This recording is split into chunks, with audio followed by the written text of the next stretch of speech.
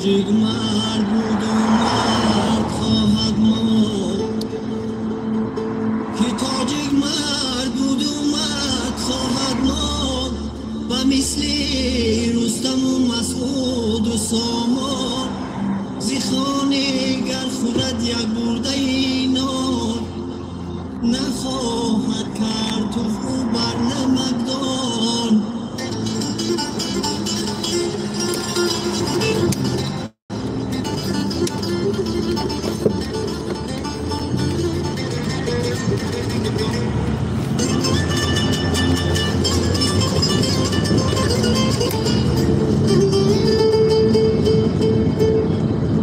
اگرچه گشته است امروز خواب، اگرچه گشته است امروز خواب، مده ناحق تو را رنج بسیار، مزن مهری خطا بر ملتی من، ای بیزار است و از قتل و کشتار.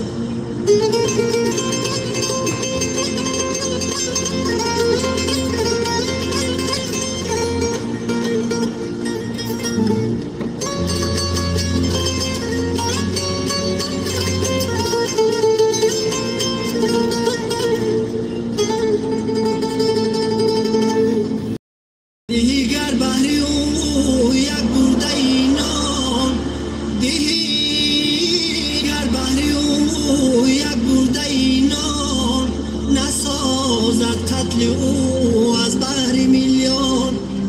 درونی قلبی او سرشار مهر است، چی میدانی توی به مهر و ایمان.